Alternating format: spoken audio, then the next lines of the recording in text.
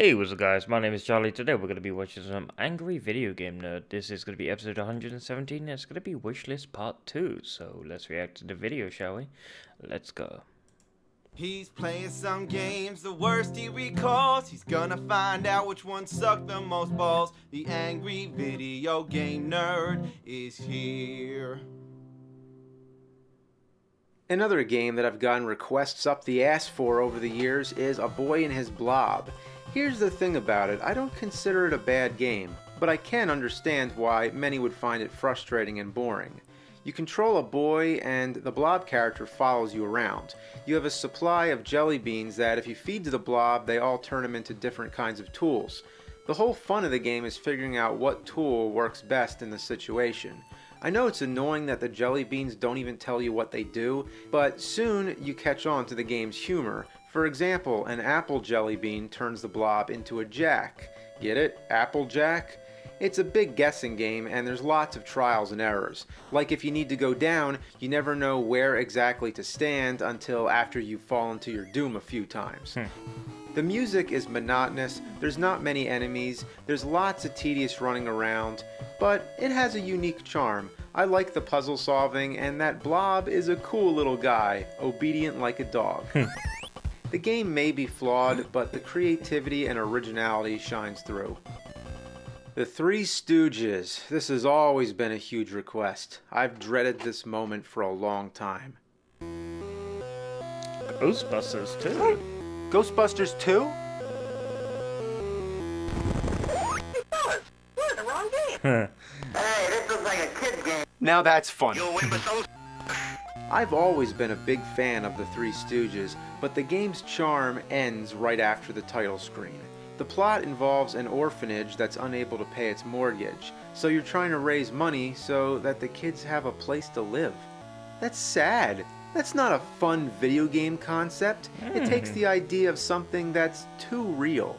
The game itself is nothing more than a bunch of mini games. You have no control over which one you play. You can't cancel them. Whatever you land on, you're forced to play it, and you can get the same one over and over again. It always seems like I end up getting the one where you eat the live oysters. All you do is move the spoon and scoop up the oysters. The spoon moves way too slow. It doesn't give you enough time before the oysters disappear and Curly makes an obnoxious sound. I can't even describe how much this all irritates me. I'm sick of playing it. I'm sick of looking at it. I hate staring at those oysters. They don't even look like oysters. They look like assholes. I'm not even trying to be funny. They really look like dogs' hairy assholes rising in the stew. What else could it look like? Then there's the part where you're in the hospital collecting red crosses. Mindless, but playable.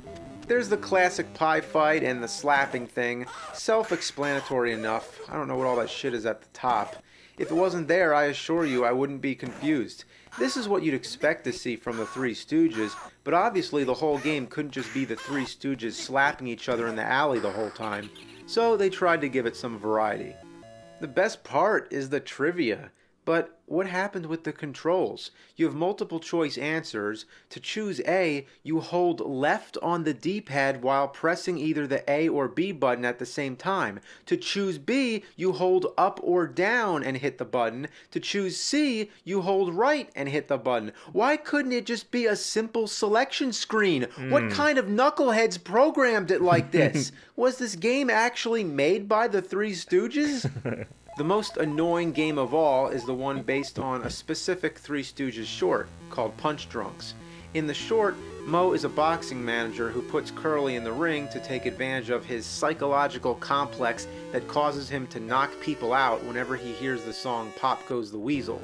Larry is hired by Moe to sit ringside with a violin and play the song so that Curly can win the fight, but the violin breaks and now Curly has to go running to find an alternative.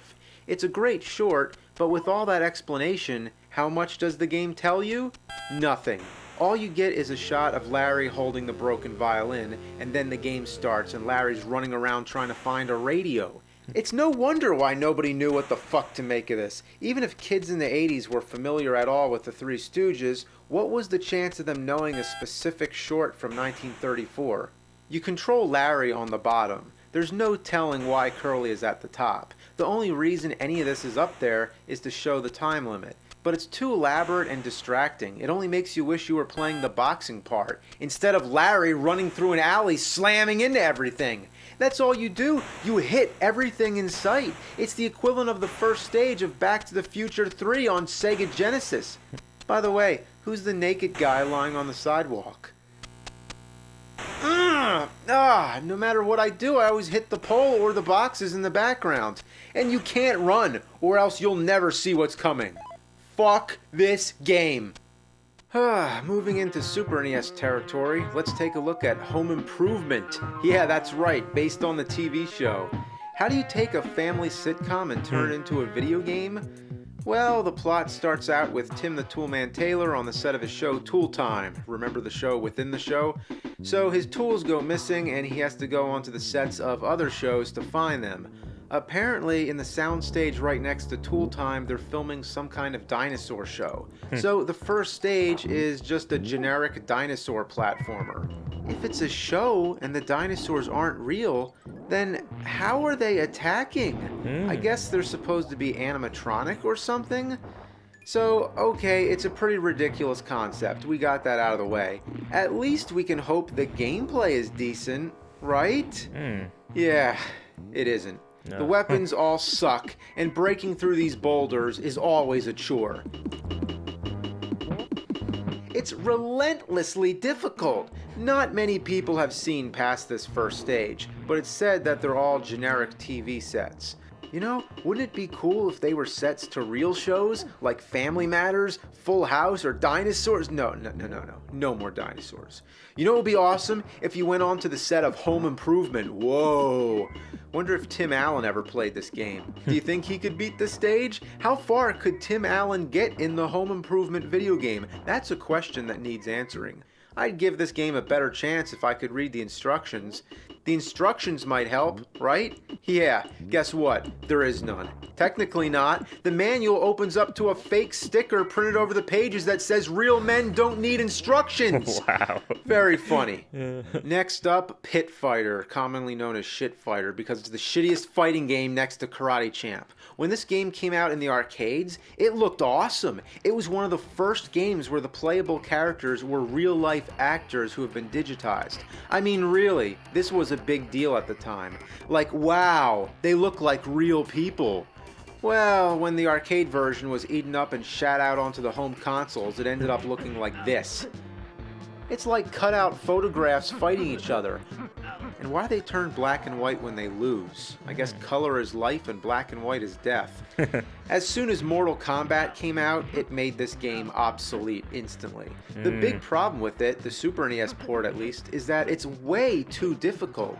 After each match, it doesn't replenish your health, nor do you get any continues. Nothing. One chance, one life meter, that's it. So you have to fight everybody in one long, lucky streak of button mashing madness. Wow. As a kid, I never made it past the second guy. Even as a rental, it only made for about 15 minutes of playability, if that, before you turn it off and take it back to the video store. And I know it has to give you your health back at some point, but I've just made it to the fourth opponent, and still, they don't give you any health back. This is the worst Super NES game I've ever played. Worse than Super Noah's Ark 3D, worse than Shaq Fu, worse than Wizard of Oz, worse than Lester the Unlikely. I'm dead fucking serious. Even B-Mode Double Dragon was better than this, and that was on NES. Sure, it gets monotonous and awkward at times, and you can only play as the same characters fighting themselves, but it has much more fluent control and is way more fun than Pit Fighter. And next up, a game that is probably my biggest request, aside from that other one about the fucking alien that falls in the pits. No. I'm talking about motherfucking Bubsy 3D. Oh god, I don't remember even know this. who the hell Bubsy is. It's just some generic cat that doesn't wear pants. Not that cats wear pants anyway, but he's got a shirt, so where's his pants? Bubsy was clearly intended as a mascot character like Sonic or Mario, but failed miserably. Nevertheless, a whole series of games was made and he crossed over to multiple consoles: Sega Genesis, Atari Jaguar, and Super NES, which even got a sequel. But the biggest cat turd in the litter pan was the PlayStation version, the character's first venture into 3D, because everybody else was doing it. Yeah. I had this. As the game begins, you're walking around collecting atoms. That's it. There's some enemies to kill, but not many, and they don't move. Basically, all you're doing is getting the atoms, much like flying through the rings in Superman 64. The first thing you'll notice is how boring the graphics look. There's no style, no taste, no creative design whatsoever. Just flat colors and bland scenery. If you stare at it for more than 2 minutes, you get immediate sensory deprivation. You'd rather stare at a blank wall. About these atoms, you'd think it would be easy. Couldn't you just walk through them? Like Sonic or Mario going through coins or rings? No, you can't. To move, you're not allowed to simply hold the D-pad or joystick in that direction. No. You have to painstakingly turn yourself from a standstill and then move in the direction you're facing.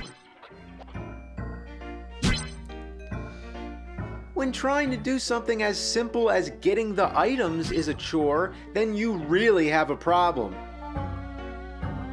It gets even worse when you're trying to jump on enemies. Every time you leap, the camera goes into a downward angle. In fact, you can't control the camera at all. It usually locks into whatever direction you're facing, which may have seemed self-explanatory to the developers, but 3D games don't work that way. You need to control the camera, and whenever you get hit, the camera spins around to face you, which only causes you to get disoriented and get hit again. It would be just as much fun to sit in a swivel chair while someone spins you around and keeps punching you in the face. That's what playing Bubsy 3D is like getting punched on a swivel chair. This seems as if it was the first 3D game ever made, but Super Mario 64 came before this, and that played perfectly. What happened here? Even the blocks look like you can carve them out to make an N64 logo. Maybe it's just that I have Super Mario 64 on the brain because that's what I'd rather be playing. And to be even more annoying, Bubsy keeps talking.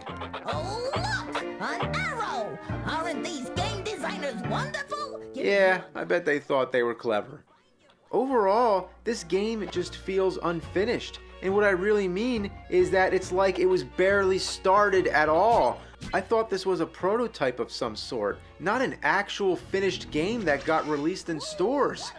It's a pile of junk. Most of the games I own are junk. I'm hoarding junk. I surrounded myself with fucking garbage. Alright, one more game and then it's happy holidays and good fucking night. Let's end with Spider-Man Maximum Carnage on Super Nintendo. Another Spider-Man game. Everyone says I should play this one, as if I haven't already played enough Spider-Man games. They're all terrible, but maybe this one's okay. After all, I'm not sure how I missed it because it's one of the only Super NES games that's red. Anyway, let's give it a try. Looks pretty good, the intro so far. Well, the comic book cutscenes are quite nice. Yeah. The gameplay? Well, it's a beat-em-up game. Monotonous, but fun. The controls are responsive, and the hit detection works fine. The sound effects are good. The punches and grunts you hear all lend themselves to the fun, stress-relieving nature of these kind of games. It just feels good when you hit things. You can climb up on buildings, which offers some variety and breaks up the monotony. It can be a little frustrating, but not too bad. And the music is upbeat and energizing. And what do I hear?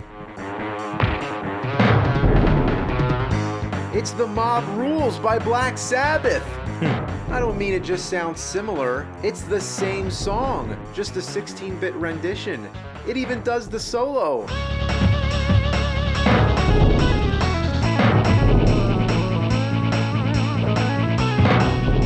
I think it was just a ripoff and that they never got Black Sabbath's permission, but it's still welcome to hear and adds to this game's enjoyability. That's right. I found a good Spider-Man game. Wow. Better late than never. It's no masterpiece or anything like that, but it would have definitely been worth a rental at the very least. Yeah. Who made this game? Oh my fucking god. You gotta be kidding.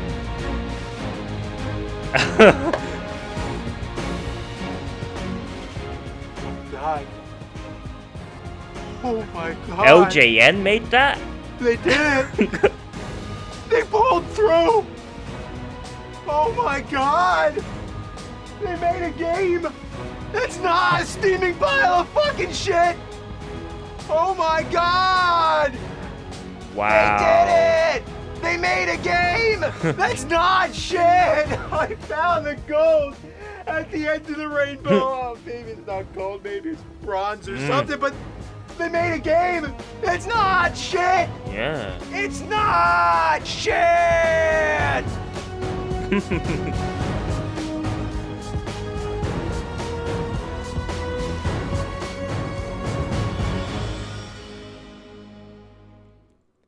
Wow. I cannot believe LJN made a decent, respectable game. That is mind-blowingly shocking. I mean, I feel much better at peace with myself now I know that there is one decent, respectable LJN game. There is a silver lining to that rainbow, or a gold pot at the end of that rainbow. I'm so happy there is a respectable, decent LJN game. Thank God. I mean, seriously, thank God. I mean, that Spider-Man game looked okay. It was something I would. Well, I mean, it wasn't the greatest Spider-Man game ever made, but I mean, it was respectable. You know, it was okay. It was standard. So yeah, I'm shocked because LJN normally fucks it all up and overcomplicates everything. So yeah, that was a very good episode. I never knew I was going to get a good LJN game. I'm happy now. So if you like this video, make sure to give a like, comment down below, and make sure to subscribe to my channel if you enjoy my content. I'll see you guys in the next episode. Peace.